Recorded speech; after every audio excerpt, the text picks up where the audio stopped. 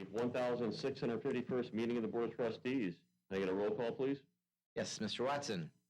Yes. Mr. Wabi. Here. Mr. Nicholson. Yes. Mr. Wilson. Here. Ms. Fair. Yes. Mr. Evans. Yes. We have a full board. Can I get a motion to move to approve the minutes from the prior meeting? Second. Sounds good. Comments for the chair? I have none. On to the report of the Board of Committees. Trustee Watson, could I get the audit report, please? Sure.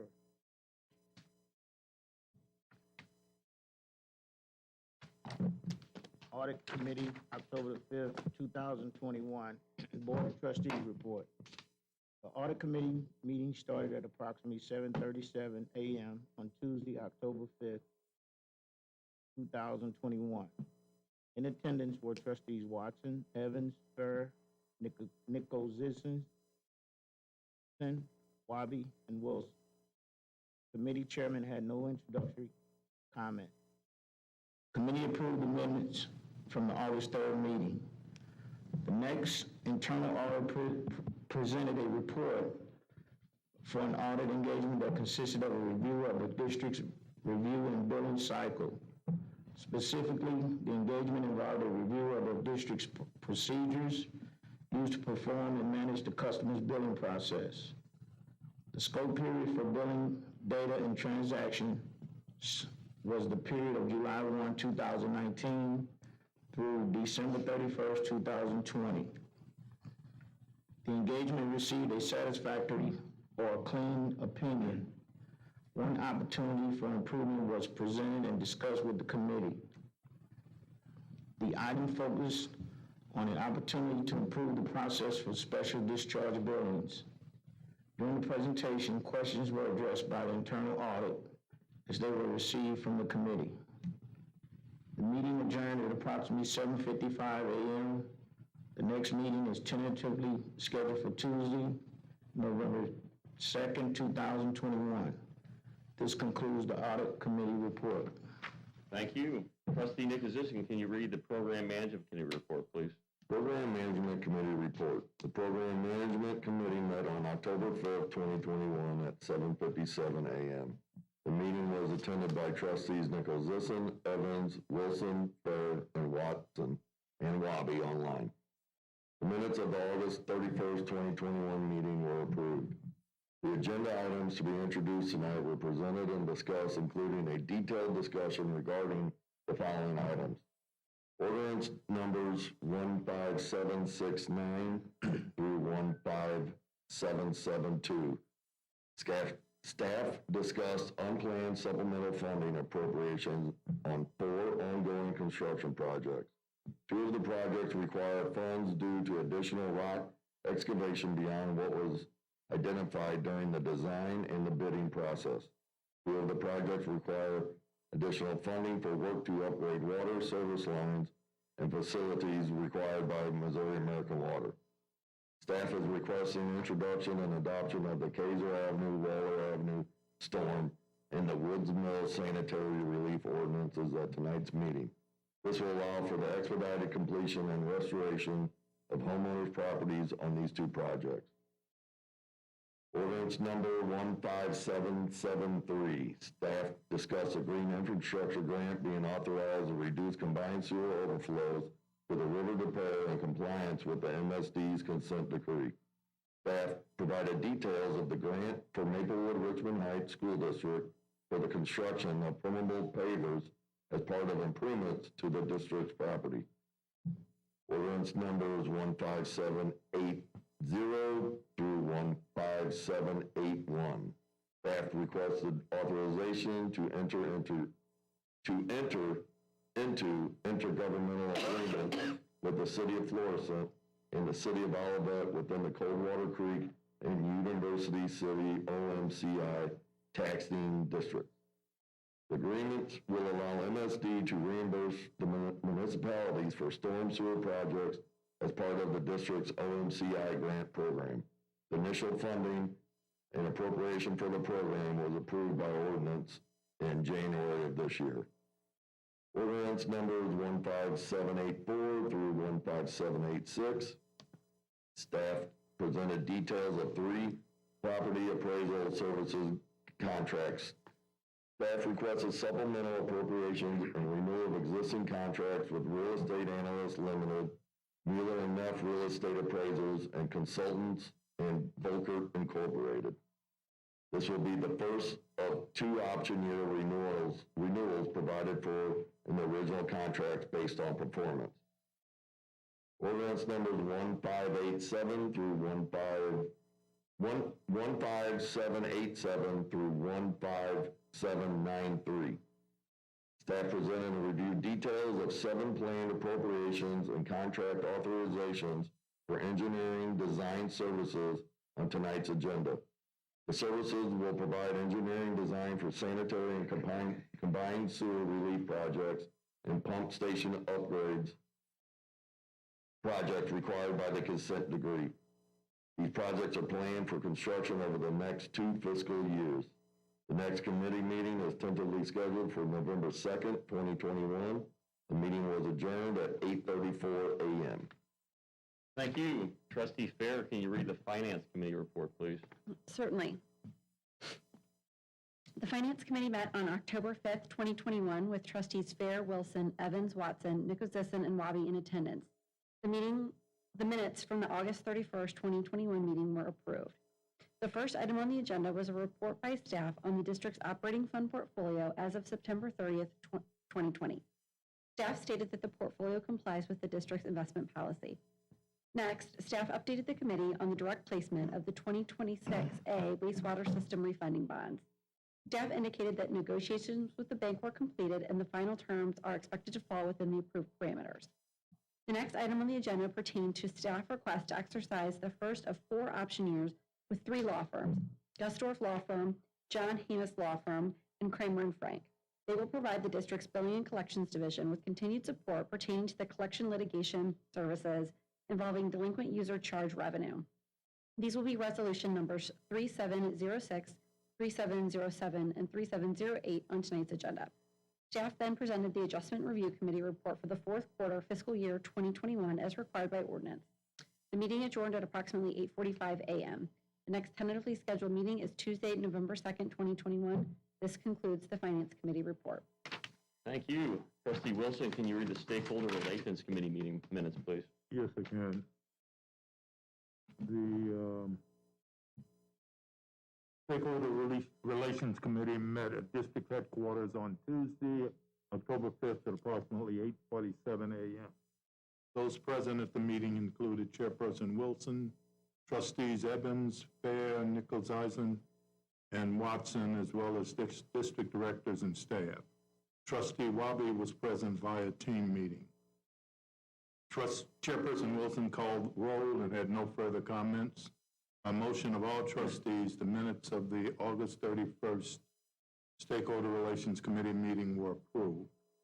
First agenda item was a discussion by Tracy Coleman regarding 3 ordinances for the district's group dental, group life, and accidental death and dismemberment, and group long-term disability plans. These are ordinance numbers 15794, 15796, and 15797 on tonight's agenda.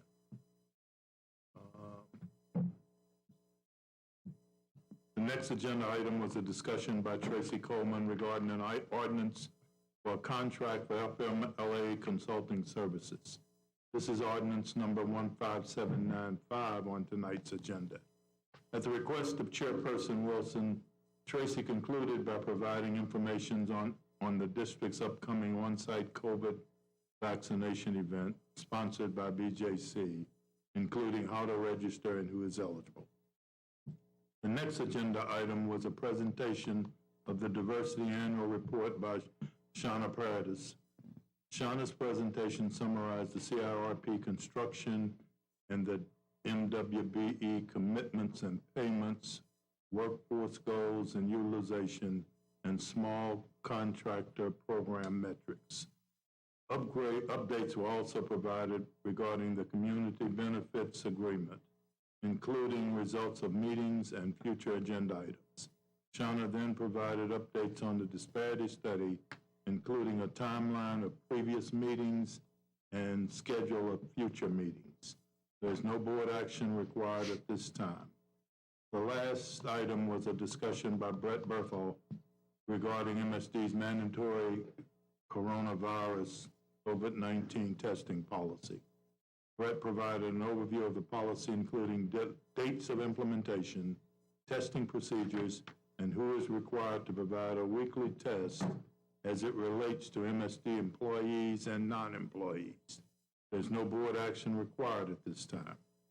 At approximately 9:20 a.m., Chairperson Wilson called roll and requested a motion to move into closed session to discuss personnel actions under paragraph 610.021, section 3, RSMO 1988 supplement.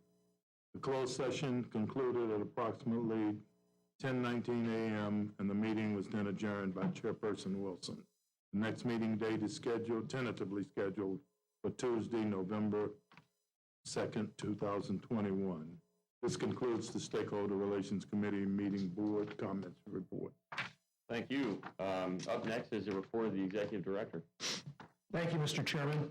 I want to take this time to bring the Board of Trustees up to date on the status of the COVID safety procedures MSD has in place. Since the pandemic started in the spring of 2020, MSD has put measures in place that have proven effective in limiting the impact of the pandemic on the health of our employees. These measures include remote work locations, several provisions to decrease the density of the workplace, mask mandates in office settings, and contact tracing, isolation, or quarantine and testing as needed when a possible exposure to the coronavirus has been identified. Using virtual tools to conduct meetings with staff and outside individuals whenever possible, and limiting business travel and exposure. MSD also increased benefit levels for employees to assist with required absences from the office. We've been transparent with our employees by implementing weekly communications that go out every Friday. In addition, we've been doing quarterly updates that I record for employees to watch when it is convenient for them. I also make regular trips, as well as Director of Operations Brett Berthold, to our satellite locations to check on the morale of our employees. These efforts are a way of keeping our employees informed, not just about MSD, but the community we serve with regards to the coronavirus. MSD has seen 2 infection surges within its workforce. The first was from August 2020 through March 2021. We are currently in a second smaller surge which started this past July. Overall, 147 MSD employees have tested positive for the coronavirus since the beginning of the pandemic. That is approximately 15% of the workforce, and the low numbers due partially to the success of our safety measures. Just in the past few weeks, we have identified our first infection that may have been transmitted at the workplace. To this date, MSD has not lost any employees due to infection. At the last Board of Trustees meeting on September 9th, the board passed Resolution 3702 regarding a mandatory COVID testing program to further enhance the safety of MSD's employees and the community. That same month, MSD staff developed and distributed new policies to implement the provisions of the Board of Trustees resolution. In short, the policy requires MSD employees and contractors to be either vaccinated or tested weekly for the coronavirus. The first date of enforcement for our 953 current employees was today. Here are the results. First, the total number of MSD employees who have privately reported to our Human Resources Department as fully vaccinated or as having started the vaccination process is 769, or approximately 80% of the employees.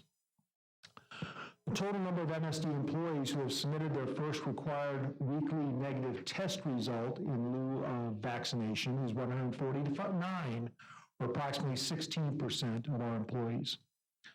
The remaining 39 employees, or approximately 4% of the workforce, have not complied with the provisions of the board resolution or staff policy. These employees are being required to take paid vacation leave until they either meet the vaccination or the testing requirements. They're also being counseled that continued noncompliance with the mandatory testing program will lead to discipline up to and including dismissal. There are additional requirements in the resolution and policy that impact other individuals who are not MSD employees. This is the status of those provisions. All new employees starting in MSD on or after October 1st must be fully vaccinated. To date, MSD has made 20 employment offers, resulting in 5 hires, 2 declinations, and 13 offers that are still pending. The new provisions have not kept us from filling any positions with qualified individuals. All contractor employees working in MSD facilities in a close office type setting are required to be vaccinated or tested.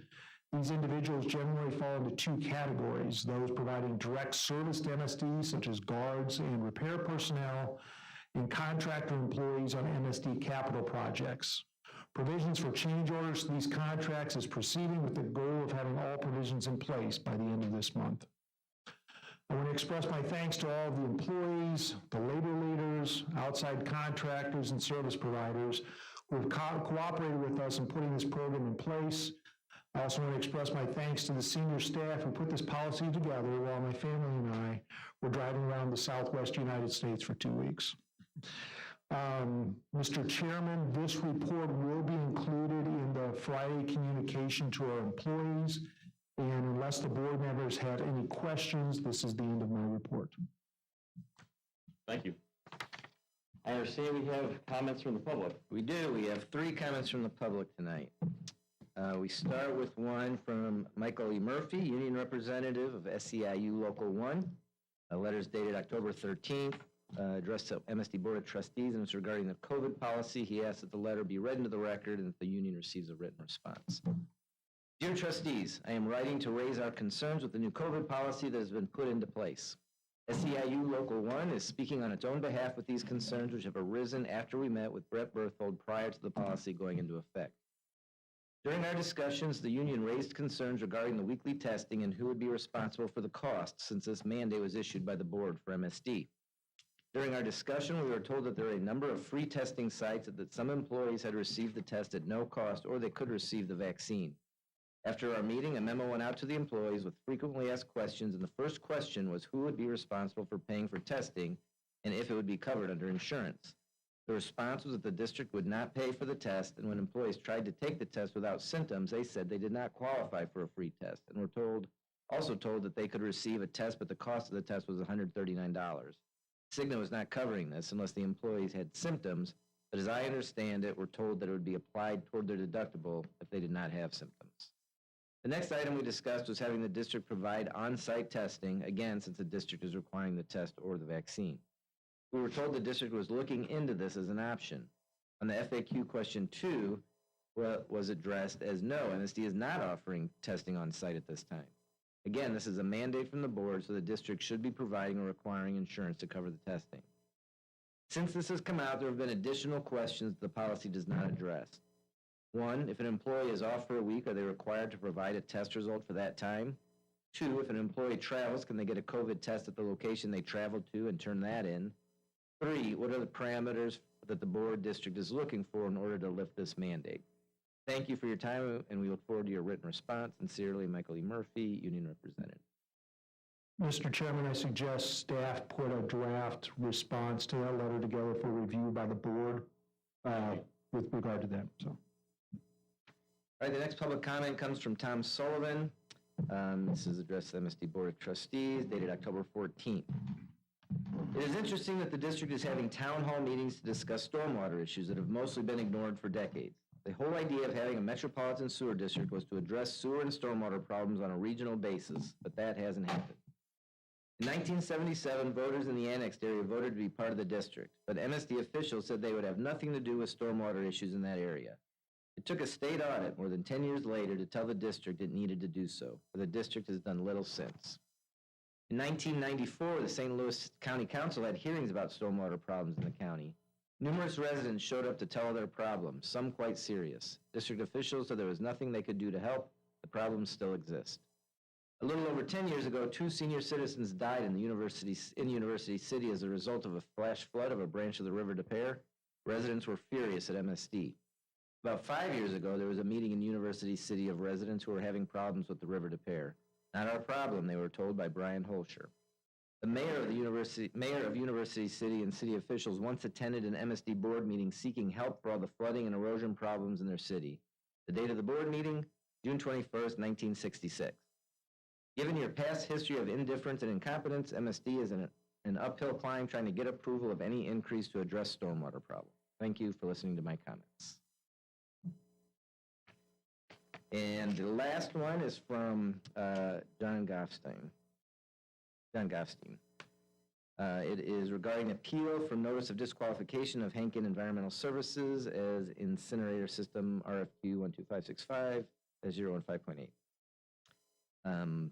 The email was to Tamara. Hi, Tamara. Along with David R. Bowman, the firm of Donna McKittrick, PC, and John H. Goffstein, LLC, we are acting as co-counsel for Hankin Environmental Services, Inc., hereinafter Hankin, and respectfully call to the attention of the MSD board the decision finding that Hankin is not qualified to move forward as an ISS for MSD's Lemay and Bissell Point FBI projects. MSD at present has made a single-source, non-competitive selection for this project through Black & Veatch, the owner's representative, in coordination with a fluid bed incinerator supplier known as Suez. Please open the attached PDF and have it read to the board for public comments at tonight's meeting, along with this email cover statement, and also kindly notify us of the November meeting as well for our attendance. Some initial details as to our client's position include but are not limited to the clear qualification of Hankin to start and complete this project with professional competence. By its very nature, the bid completion, at the very least to include Hankin, should act as a savings to the district in the many millions of dollars, and not only to MSD, but to its funding governmental partners as well. This issue is not going away and will become the subject of much public scrutiny and debate going forward should the current situation continue unabated. Signed with initials, JHG. And then the attachment has 3 points. Number 1, Hankin, having substantial experience with design, fabrication, construction, commissioning, and performance testing of sewage, sludge, fluidized bed incinerators, FBI, as set forth in Hankin's table of experience, including recent experience. However, given that FBI systems are a mature technology and that many of Hankin's key personnel have substantial FBI experience going back to the 80s, all of Hankin's experience with FBI systems is relevant. You might also point out that the RFQ doesn't mention that more recent experience would be considered to be of more value than a long history of experience. Item 2, the EPA Subpart LLLL MAC standards for new FBI are relatively new, adopted in 2016. While Hankin has not been involved with construction of a new FBI facility in the U.S. since 2016, it did a retrofit on a previous Hankin FBI installation in 2017 for the purpose of bringing it into compliance with the EPA regulations, Subpart MMMM, for existing sewage sludge FBI systems. Further, Hankin has specified and installed on FBI's all of the types of air pollution control, APC, equipment, including, for example, wet electrostatic precipitators generally required to meet LLLL requirements. Neither Hankin nor Suez designs or fabricates air pollution equipment, but instead subcontract for it, often with the same suppliers. Interestingly, a relatively recent change on the Project Clear website indicates that more complex APC equipment is no longer expected to be part of the FBI project. I would like to know if this is because B&V, Black & Veatch, has determined that such equipment is not necessary for the FBI system to comply with the LLLL requirements, or because MSD has determined to contract separately for the APC equipment. In any event, this statement indicates that the APC requirements are not as important as might be the case if more complex types of APC equipment were going to be installed. And item 3, having a single FBI supplier designated as qualified will likely result in a substantially higher cost to MSD than if there is competition. MSD should be looking to qualify at least 2 suppliers if at all possible. Instead, it looks like the selection committee was looking for ways to disqualify Hankin, and the grounds cited are questionable at best. On a project this size, the qualification of a single supplier will not remain a secret. The press will learn of this, and MSD will be raked over the coals. This will only result in the public becoming even more distrustful of MSD and its stewardship of their tax dollars. And that ends public comment. Mr. Chair, I'd like to just give the board some context and a way moving forward, if you don't mind, on that letter, and then see if there's any questions. So everybody knows Mr. Goffstein is a former member of the MSD Board of Trustees. He has informed me and another member of my staff that if MSD's qualification process did not find the supplier he was representing as acceptable to be used, that they were going to keep pursuing this issue. I believe this action is one of those steps. The biggest problem MSD has with Hankin's submittal is the level of past experience that they presented to the district. Most significantly, over the past almost 40 years, the 3 largest fluidized bed incinerator units that Hankin claims to have supplied were only 1/2 the size of the 7 total units that need to be installed at the Lima and Bissell Point treatment plants. What staff proposes is that we be allowed to present to the trustees MSD's evaluation process of the information provided by Hankin at the next program management committee meeting and answer any questions the trustees may have at that time regarding the qualification process for specific suppliers on our project. So I think I'd like for us to wait till then if that's possible. We can answer any questions you wish, but we will plan on doing a full presentation at that committee meeting. Thank you.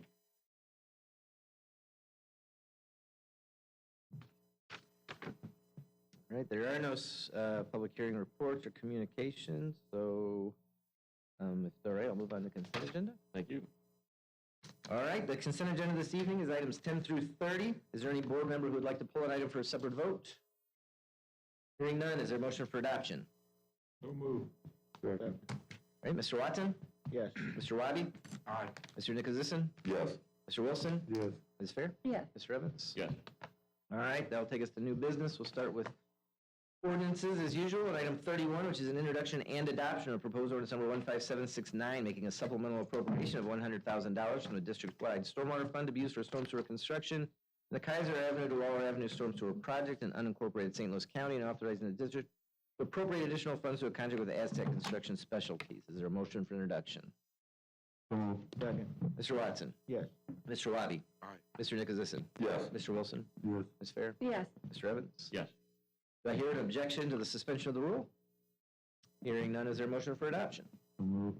Second. Mr. Watson? Yes. Mr. Wabi? Aye. Mr. Nicholasison? Yes. Mr. Wilson? Yes. Ms. Fair? Yes. Mr. Evans? Yes.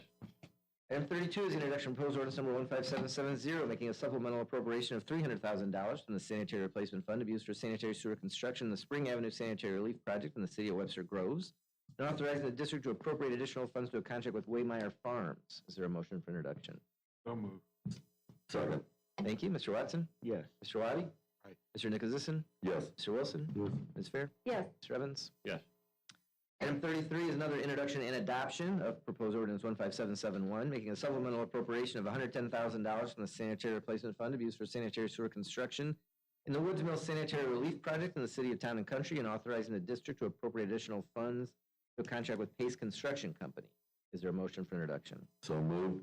Second. Thank you. Mr. Watson? Yes. Mr. Wabi? Aye. Mr. Nicholasison? Yes. Mr. Wilson? Yes. Ms. Fair? Yes. Mr. Evans? Yes.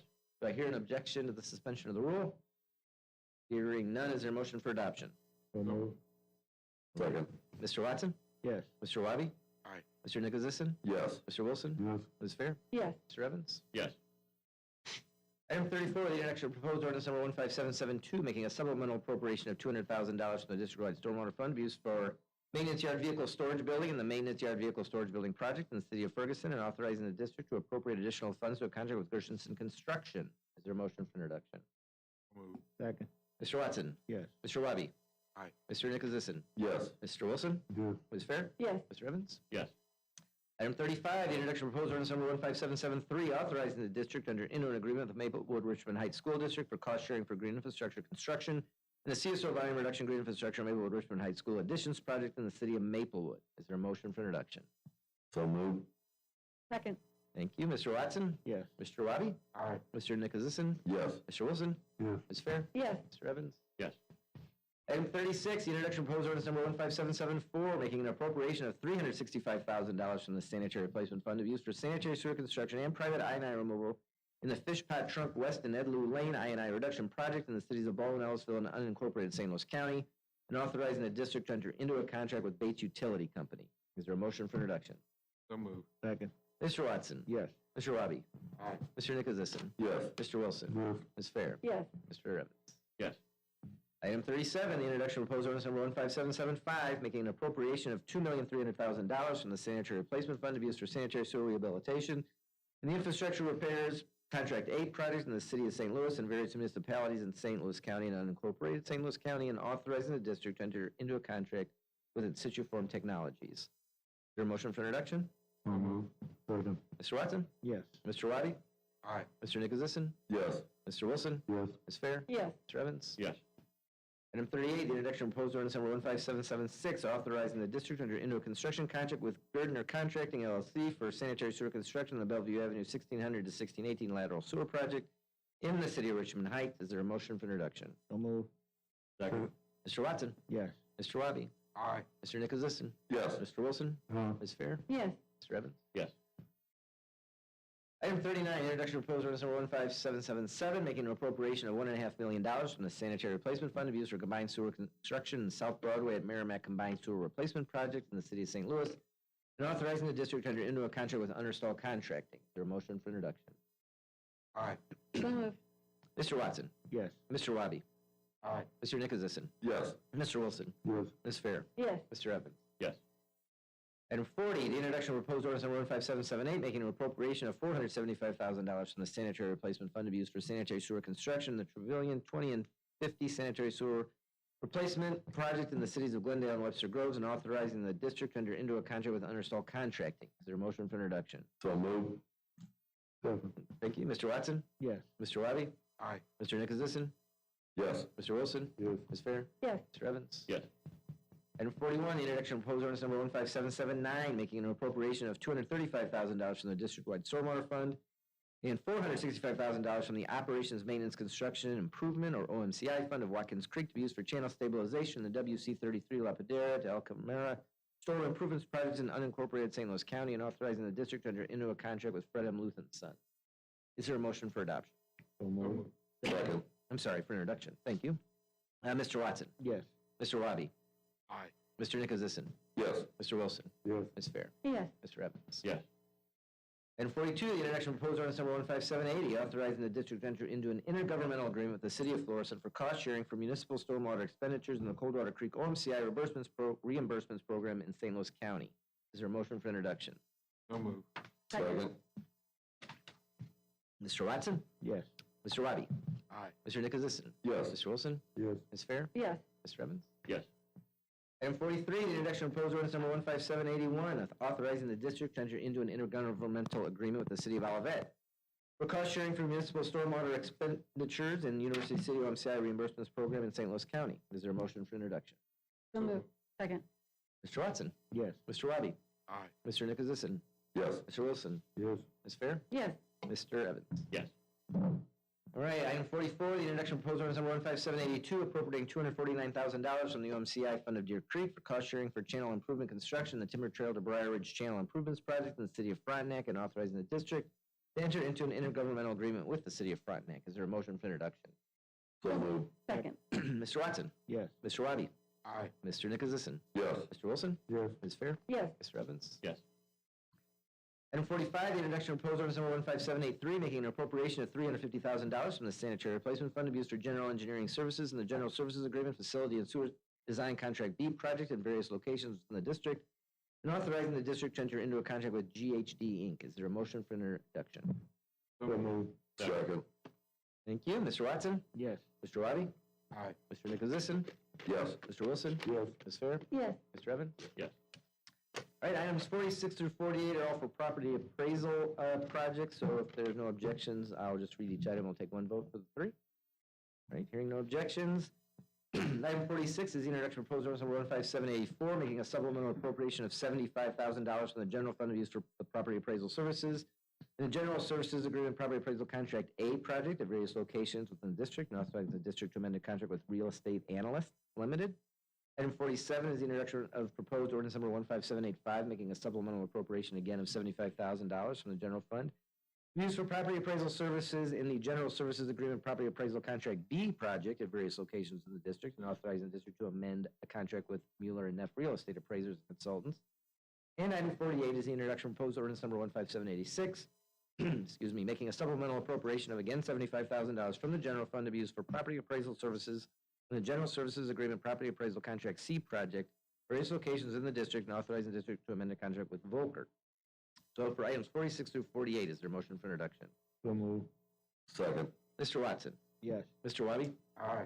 Mr. Nicholasison? Yes. Mr. Wilson? Yes. Ms. Fair? Yes. Mr. Evans? Yes. Item 49 is the introduction of proposed ordinance number 15787, making an appropriation of $112,000 from the Sanitary Replacement Fund to be used for the design of sanitary sewers in the Burning Tree Infrastructure Repair Project in the city of Florissant and authorizing the district to enter into a contract with Hart Engineering. Is there a motion for introduction? So moved. Second. Mr. Watson? Yes. Mr. Wabi? Aye. Mr. Nicholasison? Yes. Mr. Wilson? Yes. Ms. Fair? Yes. Mr. Evans? Yes. Item 50, the introduction of proposed ordinance number 15788, making an appropriation of $303,000 from the Sanitary Replacement Fund to be used for the design of sanitary sewers in the Clark Avenue Sanitary Relief Project in the city of Webster Groves and authorizing the district to enter into a contract with Coleman Engineering. Is there a motion for introduction? So moved. Second. Thank you. Mr. Watson? Yes. Mr. Wabi? Aye. Mr. Nicholasison? Yes. Mr. Wilson? Yes. Ms. Fair? Yes. Mr. Evans? Yes. Item 51, the introduction of proposed ordinance number 15789, making an appropriation of $128,000 from the Sanitary Replacement Fund to be used for design of sanitary sewers in the Conway Road Sanitary Relief Project in the city of Ladue, and authorizing the district to enter into a contract with Hanson Professional Services. Is there a motion for introduction? So moved. Second. Mr. Watson? Yes. Mr. Wabi? Aye. Mr. Nicholasison? Yes. Mr. Wilson? Yes. Ms. Fair? Yes. Mr. Evans? Yes. Item 52, the introduction of proposed ordinance number 15790, making an appropriation of $300,000 from the Sanitary Replacement Fund to be used for design of pump station rehabilitation in the Fillmore Pump Station Rehabilitation Project in the city of St. Louis and authorizing the district to enter into a contract with Crawford, Murphy, and Tilley. Is there a motion for introduction? So moved. Second. Mr. Watson? Yes. Mr. Wabi? Aye. Mr. Nicholasison? Yes. Mr. Wilson? Yes. Ms. Fair? Yes. Mr. Evans? Yes. Item 53, the introduction of proposed ordinance number 15791, making an appropriation of $319,000 from the Sanitary Replacement Fund to be used for the design of sanitary sewers in the Hawthorne Estate Sanitary Relief Project in the cities of Town and Country and De Pere, and authorizing the district to enter into a contract with Taliaferro and Brown. Is there a motion for introduction? So moved. Second. Mr. Watson? Yes. Mr. Wabi? Aye. Mr. Nicholasison? Yes. Mr. Wilson? Yes. Ms. Fair? Yes. Mr. Evans? Yes. Item 54, the introduction of proposed ordinance number 15792, making an appropriation of $376,000 from the Sanitary Replacement Fund to be used for the design of sanitary sewers in the McCutcheon Road and Thorndale Sanitary Relief Project in the cities of Ladue and Richmond Heights, and authorizing the district to enter into a contract with Lockmiller Group. Is there a motion for introduction? So moved. Second. Mr. Watson? Yes. Mr. Wabi? Aye. Mr. Nicholasison? Yes. Mr. Wilson? Yes. Ms. Fair? Yes. Mr. Evans? Yes. Item 55, the introduction of proposed ordinance number 15793, making an appropriation of $335,000 from the Sanitary Replacement Fund to be used for the design of sanitary sewers in the Watkins Spanish Sanitary Relief Project in unincorporated St. Louis County, and authorizing the district to enter into a contract with Intuition and Logic Engineering. Is there a motion for introduction? So moved. Second. Mr. Watson? Yes. Mr. Wabi? Aye. Mr. Nicholasison? Yes. Mr. Wilson? Yes. Ms. Fair? Yes. Mr. Evans? Yes. Okay, item 56, the introduction of proposed ordinance number 15794, authorizing the district to enter into a contract with Cigna for dental plan benefits for the district's employee and family members. Is there a motion for introduction? So moved. Second. Mr. Watson? Yes. Mr. Wabi? Aye. Mr. Nicholasison? Yes. Mr. Wilson? Yes. Ms. Fair? Yes. Mr. Evans? Yes. Item 57, the introduction of proposed ordinance number 15795, authorizing the district to enter into a contract with Standard Life Insurance Company to provide FMLA administration to the district's employees. Is there a motion for introduction? So moved. Second. Mr. Watson? Yes. Mr. Wabi? Aye. Mr. Nicholasison? Yes. Mr. Wilson? Yes. Ms. Fair? Yes. Mr. Evans? Yes. Item 58 is the introduction of proposed ordinance number 15796, authorizing the district to enter into a contract with Standard Life Insurance Company to provide life and accidental death and dismemberment coverage to district employees. Is there a motion for introduction? So moved. Second. Mr. Watson? Yes. Mr. Wabi? Aye. Mr. Nicholasison? Yes. Mr. Wilson? Yes. Ms. Fair? Yes. Mr. Evans? Yes. Item 59, the introduction of proposed ordinance number 15797, authorizing the district to enter into a contract with Standard Life Insurance Company to provide long-term disability insurance to the district's employees. Is there a motion for introduction? So moved. Second. Mr. Watson? Yes. Mr. Wabi? Aye. Mr. Nicholasison? Yes. Mr. Wilson? Yes. Ms. Fair? Yes. Mr. Evans? Yes. All right, we'll now move to resolutions. Item 60 is the adoption of Resolution 3703, expressing the Board of Trustees' appreciation to Rebecca J. Coyle for her 29 years of exemplary service to the district from September 4th, 1992 to her retirement effective October 1st, 2021. Is there a motion for adoption? So moved. Second. Mr. Watson? Yes. Mr. Wabi? Aye. Mr. Nicholasison? Yes. Mr. Wilson? Yes. Ms. Fair? Yes. Mr. Evans? Yes. Item 61, the adoption of Resolution 3704, expressing the Board of Trustees' appreciation to Rebecca M. Vitale for her 33 years of exemplary service to the district from June 20th, 1988 to her retirement effective October 1st, 2021. Is there a motion for adoption? So moved. Second. Mr. Watson? Yes. Mr. Wabi? Aye. Mr. Nicholasison? Yes. Mr. Wilson? Yes. Ms. Fair? Yes. Mr. Evans? Yes.